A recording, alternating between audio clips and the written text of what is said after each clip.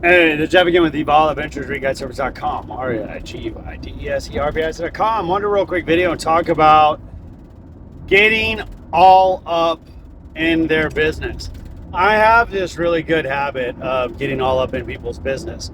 What I mean by that is if I'm going to hire a trade, if I'm going to hire some sort of expert or professional, or someone's asking me to evaluate an expert or a professional, I have a tendency of getting all up in their business. I ask them a lot of questions. Some of them might feel somewhat invasive.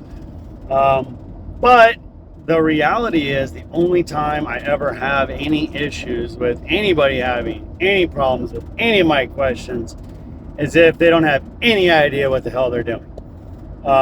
Because if I come in and I ask a professional about their trade, they're going to be professional and passionate about it.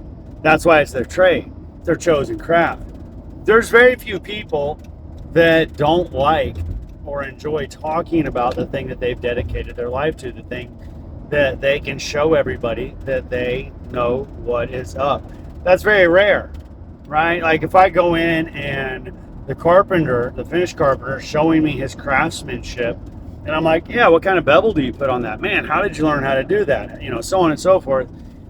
They want to talk about it. They're proud of it, you know?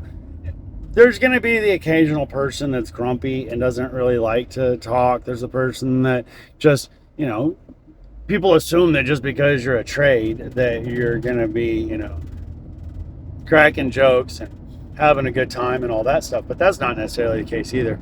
There's different personalities in different trades and all the trades.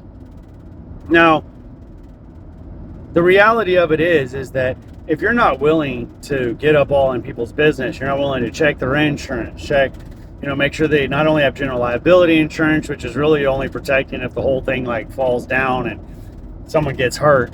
It's not protecting you against them finishing the job the same way that they can be bonded to the city. That doesn't ensure that they finish. There's a lot of stuff that you got to get all in their business. And if you don't know all that business, and if you're not willing to get in all that business, then that's why you hire a professional like me, a consultant, because I don't necessarily know more than any of these individuals. Most of these individuals that are professionals know way more than me. Plumbers obviously know way more than me and about plumbing. Electricians the same.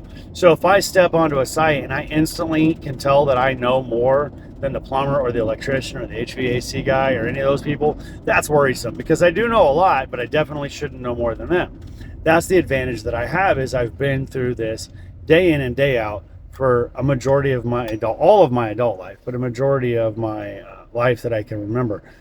It is what I do. And that's why I have gotten to the point where, one, I don't hold grudges. So if I go in there and the electrician made a foobar and needs to fix it and they're willing to take the time to fix it, cool, fix it. That's neat. That's not, you suck, you're out of here. That's everybody makes a mistake. Go ahead and fix that foobar, right? So knowing how to deal with the trades, knowing how to react to personalities. Part of it is psychology.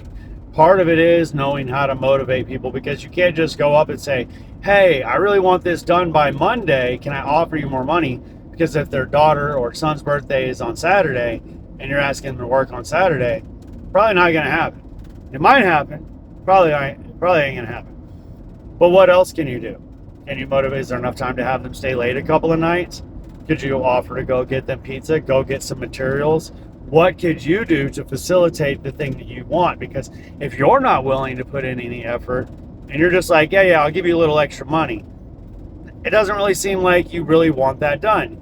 You have to get in their business. You have to see what you can do to make things happen for you on your projects day in and day out. And if you can't, then you need to hire someone that can. You need to hire a pit bull that is cuddly, loving, friendly, nice to everybody.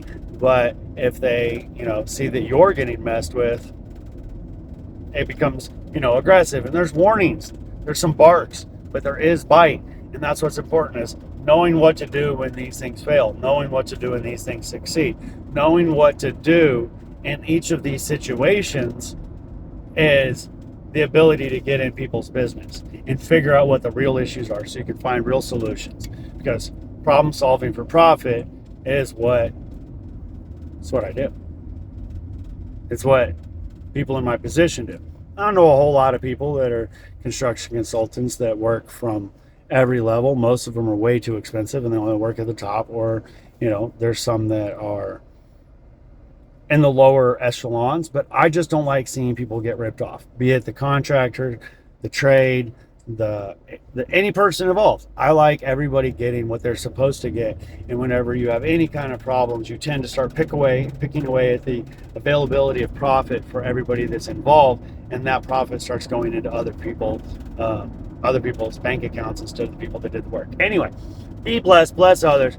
ReGuideService.com, ReIGUIDESERVICE.com. If you have any questions, feel free to reach out to me via email, via my website. Send me anything you got. I'm always willing to respond to an email if it's a simple, quick question. And see what you can do to improve your situation and find yourself an aggressive pit bull that will protect you throughout your projects. Make sure that your profit stays where it's supposed to stay, right in your own pocket and in your trade's pockets and in your team's pockets, because the more that you can enrich your team, the more wealth that you can spread amongst all of you, the faster that you are going to grow. You're going to be successful, and you can step away from a lot of the duties that you don't want to do and focus on the things that you are passionate about. Okay, that's enough. Later.